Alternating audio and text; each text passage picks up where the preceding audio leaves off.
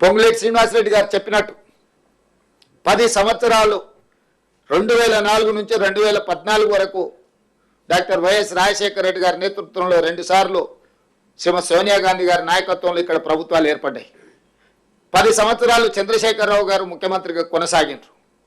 నేను ఈరోజు సూటిగా వాళ్ళని ప్రశ్నించడమే కాదు ప్రజలకు వివరించదలుచుకున్నా. 2004 నుంచి 2014 వరకు కాంగ్రెస్ పార్టీ అధికారంలో ఉన్నప్పుడు పేదలకు 25,04,000 ఇందిరమ్మ ఇండ్ల పంపకాలు తెలంగాణ రాష్ట్రంలో ఇవ్వడం జరిగింది.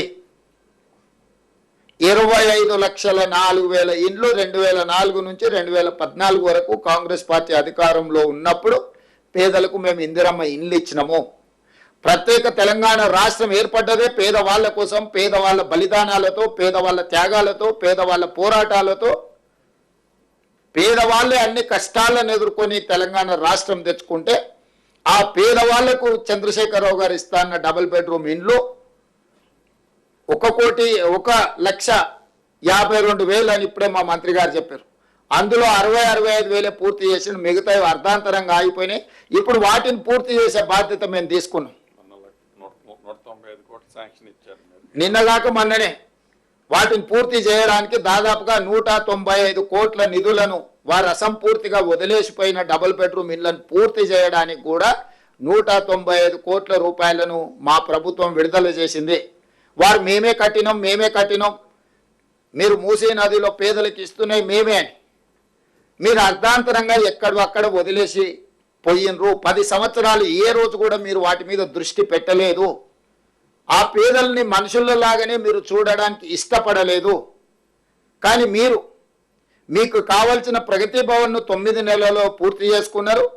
మీకు కావలసిన వాస్తు కోసం నిర్మించుకున్న సచివాలయం 9 సంవత్సరాలలో పూర్తి చేసుకున్నారు. మీకు కావలసిన ఫామ్ హౌస్లు అది గజ్వేల్లో కావచ్చు, జన్వాడలో కావచ్చు, లేకపోతే మొయినాబాద్లో కావచ్చు, వివిధ ప్రాంతాలలో 100 ఎకరాలలో ఫామ్ హౌస్లు పూర్తి అయిపోయినాయి.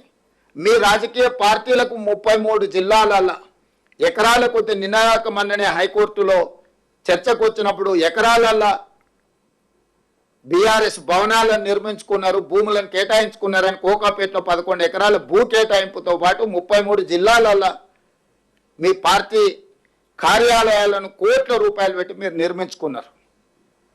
మీ భవనాలను నిర్మించుకోవడానికి, మీ ఫామ్ హౌస్లను నిర్మించుకోవడానికి, మీ పార్టీ కార్యాలయాలను నిర్మించుకోవడానికి చూపించిన శ్రద్ధ, కేటాయించిన నిధులు, తీసుకున్న భూములు, పేదవాళ్ళ పట్ల మీరు చిత్తశుద్ధి చూపించలేదు. స్పష్టంగా మీ ప్రాధాన్యత మీరే. మీ ప్రాధాన్యత మీ భవనాలు, మీ ఫామ్ హౌజులు, మీ పార్టీ కార్యాలయాలే. మీరు పేదల కోసం ఇస్తా అని హామీ ఇచ్చిన డబుల్ బెడ్రూమ్ ఇండ్లు కాదు. ఎన్నికల సందర్భంగా చంద్రశేఖరరావు గారు పదే చెప్పినారు, ఇందిరమ్మ ఇండ్లను డబ్బా ఇండ్లతో పోలుస్తూ డబ్బా ఇండ్లు వద్దు, డబుల్ బెడ్రూమ్ ఇండ్లు ముద్దు. అల్లుడు సాడ్ ఉంటాడు, కొడుకు కోడలు ఉంటే ఆడుంటారు. పండుగ పూటనాడు కోడి పిల్లను కుక్క పిల్లను ఉంటే ఏడగట్టేసుకుంటారు, మేకపిల్లు ఉంటే ఏడబెడతారు. ఇట్లాంటి అద్భుతమైన ఉపన్యాసాలు చెప్పిండ్రు. కానీ 10 ఏళ్ళైనా మరి కొడుకు కోడలతో పాటు బిడ్డ అల్లుడు పండుగ పూట వస్తే ఏడుండాలనో ఇంతవరకు ఏది నిర్మించి చూపెట్టలేదు. మేకపిల్లకు కోడి పిల్లకు దారే చూపించలేదు. కానీ బెల్ట్ షాపులు మాత్రం బస్తీల ప్రతి కాలనీలో మాత్రం సంపూర్ణంగా ఏర్పాటు చేయించిండు. ఎక్కడ కూడా లేకపోతే ఎతికి మరి వాటిని తెరిపించిండు. అంటే ఈ విధానము 10 సంవత్సరాలు పరిపాలన చేసి రాష్ట్రాన్ని పూర్తిగా అధోగతి పాలు చేసి ఆనాడు 2014 జూన్ 2 నాడు 16,000 కోట్ల రూపాయల మిగులు బడ్జెట్తో చంద్రశేఖరరావు గారికి రాష్ట్రాన్ని కాంగ్రెస్ పార్టీ అప్పచెప్పింది.